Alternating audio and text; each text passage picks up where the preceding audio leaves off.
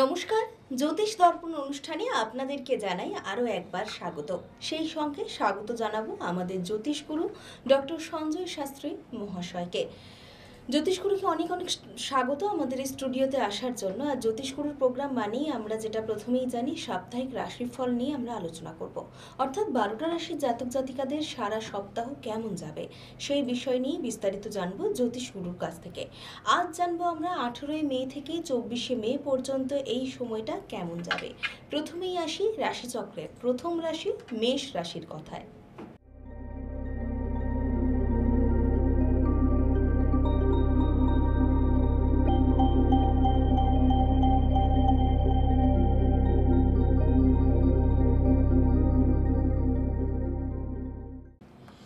নমস্কার। এবারে আমাদের জ্যোতিষ দর্পণে আমরা মেষ রাশি নিয়ে দু চারটে কথা বলি। এ সপ্তাহে মেষ রাশির মেষে অবস্থান করছেন বুধ। বুধ হচ্ছে মানে জ্ঞানের রাজা বলা হয় এটাকে, জ্ঞান কারক গ্রহ। তো এই গ্রহের প্রভাবটা এবারে এ সপ্তাহে খুব বেশি থাকবে, বিশেষ করে ছাত্রছাত্রীদের ওপরে, যারা বিভিন্ন পরীক্ষা দিয়েছেন আর কি, উচ্চ মাধ্যমিক মাধ্যমিক যারা দিয়েছেন তাদের ক্ষেত্রে এবারে ভীষণভাবে সুফল পাওয়ার যোগ রয়েছে। উচ্চশিক্ষার জন্য ভালো যোগ আসছে এবং অনেকেই যারা চিকিৎসা বিজ্ঞান বা প্রযুক্তি বিজ্ঞান নিয়ে পড়াশোনা করবার জন্যে খুব উৎসাহী, তাদের কিন্তু এবারে ভীষণ ভালো সুযোগ আসছে। বেশ, সুতরাং মেষ রাশির জাতক জাতিকারা কিন্তু এই সময়টাকে কাজে লাগাতে পারেন। এরপরে আমরা আসি আমাদের রাশিচক্রের পরবর্তী রাশি অর্থাৎ বৃষ রাশির কথায়।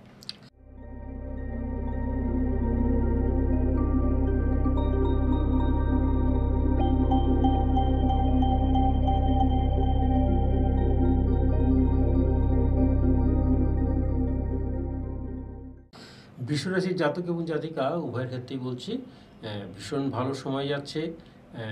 এই সময়টাতে আপনি আপনার সবচেয়ে বড় কথা হচ্ছে আমাদের মন বলে একটা জিনিস আছে, তাই মনের সঙ্গে মেজাজের সম্পর্ক থাকে। মেজাজটাকে আপনি যদি একটু কন্ট্রোল করে গুছিয়ে চলতে পারেন, হঠাৎ করে রেগে না গিয়ে যদি আপনার কাজের কাজটুকু করার জন্যে নিজেকে যদি এগিয়ে নিয়ে যেতে পারেন, তাহলে আপনার ভীষণভাবে খুব ভালো ভালো জায়গায় সাফল্য আসবে। কর্মক্ষেত্রে তো বটেই, শিক্ষার ক্ষেত্রে অন্যান্য ক্ষেত্রেও ভালো কিছু আসবে। শুধু মনে রাখবেন যে কোনো জেদাজেদি করে কোনো কাজটা করবেন না। বেশ, সুতরাং 18ই মে থেকে 24শে মে পর্যন্ত সময়টা বৃষ রাশির কেমন যাবে সেই বিষয়ে আমরা জানলাম। এরপরে আমরা আসি আমাদের রাশিচক্রের পরবর্তী রাশি অর্থাৎ মিথুন রাশির কথায়।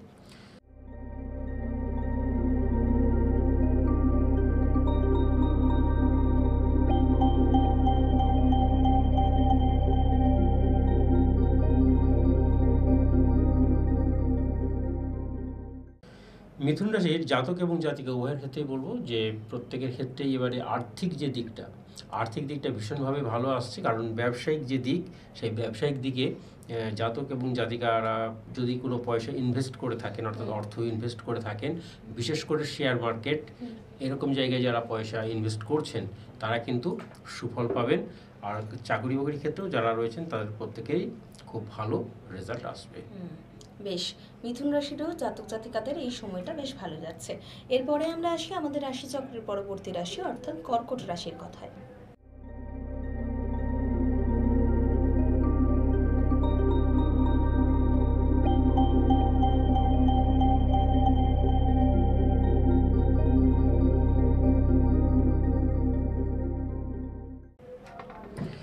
কর্কট রাশির জাতক এবং জাতিকা উভয়ের ক্ষেত্রেই বলবো যে এই সপ্তাহে আপনাদের আর্থিক দিকটা আসবে মোটামুটি জমি জমা সংক্রান্ত ব্যাপার থেকে। যারা জমি জমা সংক্রান্ত ব্যবসা বাণিজ্য করেন বা ভূমিজ সম্পর্কিত যে ব্যবসা বাণিজ্য করেন, তাদের খুব ভালো সময় আসছে। এছাড়াও যারা বহুদিন ধরে মানে একটা আপনাদের আকাঙ্ক্ষিত জায়গা ছিল যে আমি একটা বাড়ি বানাবো, তাদের কিন্তু এবারে গৃহ নির্মাণের সুযোগ হচ্ছে। সুতরাং কর্কট রাশি জাতক জাতিকাদের ক্ষেত্রেও আমরা জানলাম যে এই সময়টা কেমন যাবে। যারা চাইছেন আরও বিস্তারিত জানতে, তাদেরকে বলে রাখি জ্যোতিষগুরু কিন্তু নিজ বাসভবনে প্রত্যেক দিনই চেম্বার করছেন, অর্থাৎ পায়রাচারি তমলুক, পূর্ব মেদিনীপুরে। এবং আপনাদের জন্য জ্যোতিষগুরুর নাম্বার আরও একবার 9932232291। জ্যোতিষগুরুর নাম্বার আরও একবার আপনাদের জন্য 9932232291 এই নম্বরে ফোন করে আপনারা অতি অবশ্যই অ্যাপয়েন্টমেন্ট নিয়ে তবেই কিন্তু জ্যোতিষগুরুর বাসভবনে চলে আসুন এবং নিজেদের জন্ম ছক নিয়ে বিস্তারিত জানুন। এরপরে আমরা আসি আমাদের রাশিচক্রের পরবর্তী রাশি অর্থাৎ সিংহ রাশির কথায়।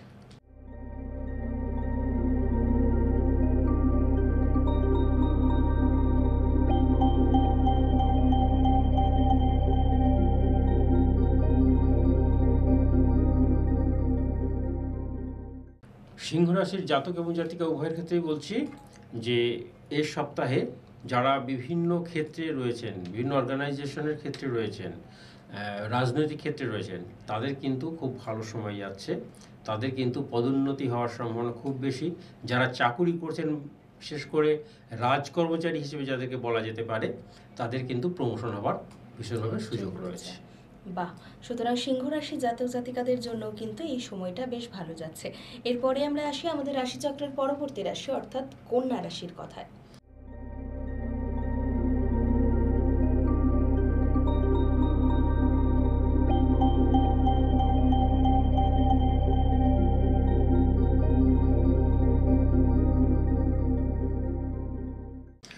কন্যা রাশির জাতক এবং জাতিকা সকলের ক্ষেত্রে সময়টা শুভ। কিছু কিছু ক্ষেত্রে আপনারা কিন্তু অনেকেই যে সম্পদটা বহুদিন পাননি, যে সম্পদ আপনার কাছে মানে অনেক সময় মানে লুক্কায়িত ছিল বা আপনি জানেন না যে এই সম্পদটা আপনার পাওনা রয়েছে, হঠাৎ করে সেই সম্পদের সন্ধান পাবেন এবং সেই সম্পদগুলো পেতে পারেন। হয়তো দেখা গেলো কোনো পূর্বপুরুষের কোনো সঞ্চিত সম্পদ বা সঞ্চিত কোনো মানে লুকায়িত কোনো দলিল প্রকাশ্যে আসা, এই ধরনের যে ঘটনাগুলো ঘটে, সেই ঘটনা থেকে আপনার আর্থিক এবং সম্পদ বৃদ্ধির সুযোগ থাকবে।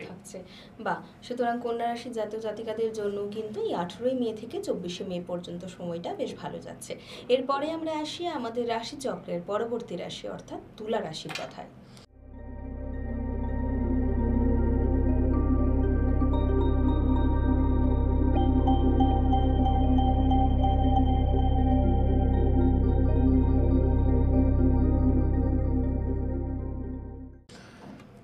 তুলা রাশির জাতক এবং জাতিকা উভয়ের ক্ষেত্রেই বলছি যে জাতক এবং জাতিকা যারা বিশেষ করে পড়াশুনো করছেন ভূবিদ্যা নিয়ে, অর্থাৎ ভূগোল বিষয়ক যে সাবজেক্ট আমরা বলি, খনিজ সম্পর্ক নিয়ে যেসব আছে, সেই সব বিদ্যায় যারা পড়াশুনো করছেন তাদের কিন্তু এবারে ভীষণ ভীষণ ভালো সুযোগ আসছে। বিশেষ করে তাদের কর্মক্ষেত্র নিয়েই বেশি আসবে। যারা খনিজ ডিপার্টমেন্টে যারা কাজ করছেন বা খনি নিয়ে যারা কাজ করছেন, তাদের ক্ষেত্রেও কিন্তু ভীষণভাবে মানে কর্মসূত্রে সুযোগ আসবে। সুতরাং তুলা রাশির জাতক জাতিকাদের জন্য কিন্তু যারা ভূবিদ্যা নিয়ে পড়াশোনা করছেন তাদের জন্য কিন্তু সময়টা ভালো যাচ্ছে। এরপরে আমরা আসি আমাদের রাশিচক্রের পরবর্তী রাশি অর্থাৎ বৃশ্চিক রাশির কথায়।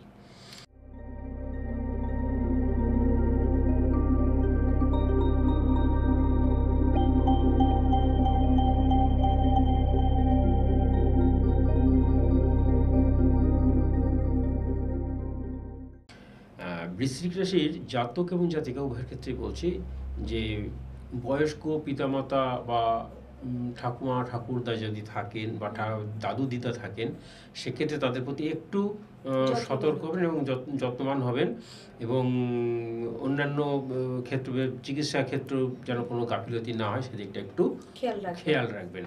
এছাড়াও আপনাদের আর্থিক দিকটা আপনাদের কিন্তু খুবই ভালো যাবে এবং বিভিন্ন ক্ষেত্রে আপনাদের প্রমোশন হওয়ার, অর্থাৎ উচ্চ ক্ষেত্রে যেমন যোগ রয়েছে ঠিক তেমনি ট্রান্সফার হওয়ার যে আমরা কথা বলি, অর্থাৎ বদলি, অর্থাৎ কর্মস্থানের থেকে বদলি, কর্ম পরিবর্তন নয় কিন্তু কর্মস্থান থেকে আপনাদের একটু দূরে হয়তো যেতে হতে পারে।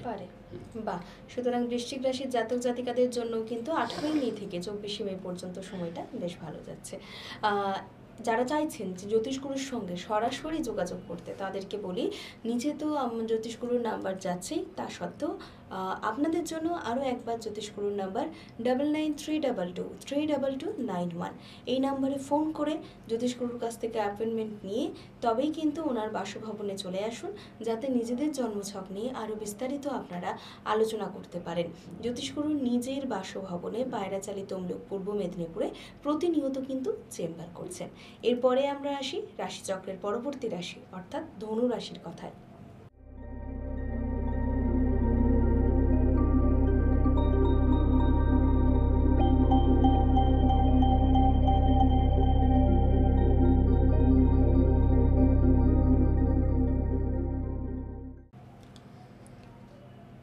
ধনুরাশির জাতক এবং জাতিকা উভয়ের ক্ষেত্রে বলছি, এ সপ্তাহে ধনুরাশির জাতক এবং জাতিকা যারা বিভিন্ন বেসরকারি ক্ষেত্রে বিশেষ করে যারা মানে দরখাস্ত করেছেন বা অ্যাপ্লিকেশন করেছেন কর্মসংস্থানের জন্যে, তাদের কিন্তু এবারে কর্মসংস্থানের সুযোগ আসবে।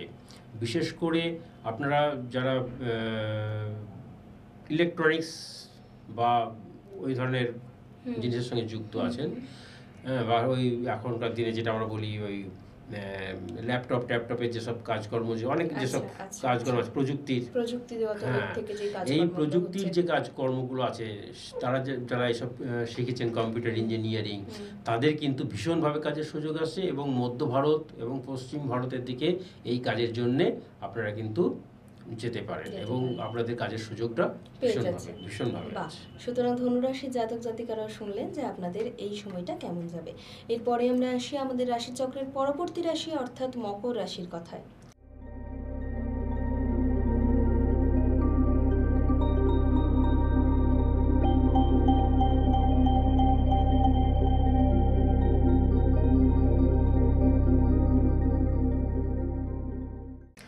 মকর রাশির জাতক এবং জাতিকা উভয়ের ক্ষেত্রেই বলবো যে ব্যবসা বাণিজ্য ক্ষেত্রটা খুবই ভালো। যারা গ্রহরত্নের ব্যবসা করেন, স্টোন, বিভিন্ন হীরের জহরতের যেসব ব্যবসা সেসব যারা করেন, বা সোনার ব্যবসা যারা করেন, তাদের সকলের ক্ষেত্রে কিন্তু ভীষণ ভালো। এছাড়াও যারা বিভিন্ন বস্ত্র শিল্পের সঙ্গে যুক্ত আছেন, তুলা জাতীয় তন্তু যে সম্পর্ক, সেখানেও কিন্তু তারা খুব ভালো ব্যবসা বাণিজ্য পাবেন। এছাড়াও যারা চাকুরির ক্ষেত্রে রয়েছেন, সরকারি ক্ষেত্রে যারা রয়েছেন, তাদের ক্ষেত্রেও কিন্তু খুব শুভ খবর আছে, তাদের হয়তো প্রমোশন হওয়ার যোগটা থাকবে। বাহ, সুতরাং মকর রাশি জাতক জাতিকাদের জন্য কিন্তু 18 মে থেকে 24 মে পর্যন্ত সময়টা বেশ ভালো যাচ্ছে। এরপরে আমরা আসি আমাদের রাশিচক্রের পরবর্তী রাশি অর্থাৎ কুম্ভ রাশির কথায়।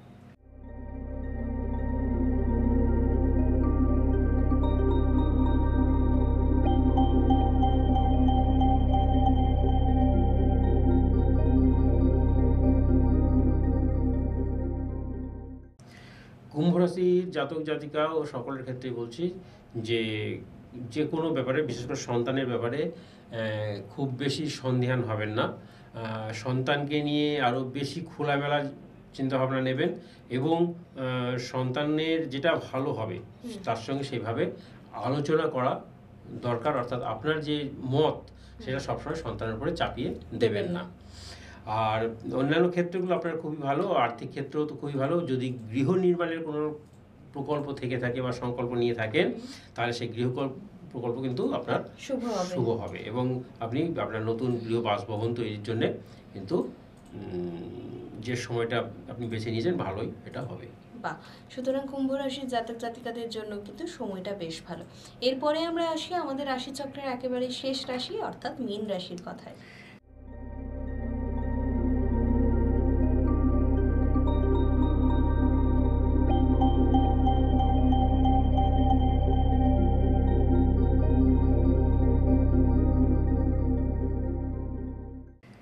মীন রাশির জাতক এবং জাতিকা উভয়ের ক্ষেত্রেই বলবো যে আপনাদের ক্ষেত্রে কিন্তু প্রেম, প্রীতি, ভালোবাসার যে অবস্থান, এটা আছে ঠিকই, কিন্তু সেক্ষেত্রে বাধা ভাবও কিন্তু আসবে, যেটা আপনার মানসিক কষ্টের কারণ হয়ে দাঁড়াবে।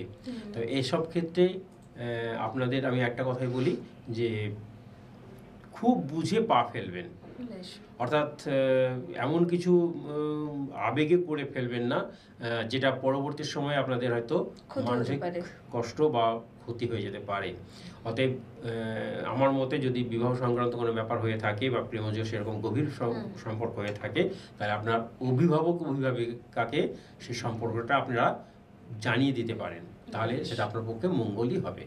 বেশ, সুতরাং মীন রাশির যারা জাতক জাতিকারা রয়েছেন তারা শুনলেন যে কি করতে হবে বা কি না করতে হবে, এবং সেটা 12টা রাশির জাতক জাতিকাদের জন্য কিন্তু প্রযোজ্য।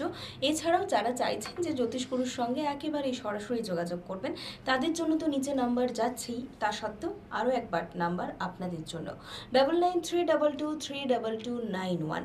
এই নম্বরে ফোন করলেই কিন্তু জ্যোতিষগুরুর সঙ্গে সরাসরি কথা বলারও সুযোগ পাচ্ছেন, এবং সেই সঙ্গে যারা চাইছেন বাড়িতে এসে সাক্ষাৎ করতে তাদের জন্য বলি, জ্যোতিষগুরু পায়রাচালি তমলুক পূর্ব মেদিনীপুরে প্রতিনিয়ত চেম্বার করছেন নিজ বাসভবনে। আরও যদি বিস্তারিত জানতে চান তাহলে অতি অবশ্যই আমাদেরকে হোয়াটসঅ্যাপ করুন এবং আপনার প্রশ্নের উত্তর দেবেন জ্যোতিষগুরু ডক্টর সঞ্জয় শাস্ত্রী মহাশয়। দেখতে দেখতে ঘড়ির কাঁটা বলছে এবারে আমাদেরকে বিদায় জানাতে হবে, তবে কথা দিচ্ছি খুব শীঘ্রই আমরা আবার একটা নতুন পর্ব নিয়ে আপনাদের সামনে হাজির। ততদিন আপনারা সকলে ভালো থাকুন, সুস্থ থাকুন। আজ এই পর্যন্তই। নমস্কার। নমস্কার।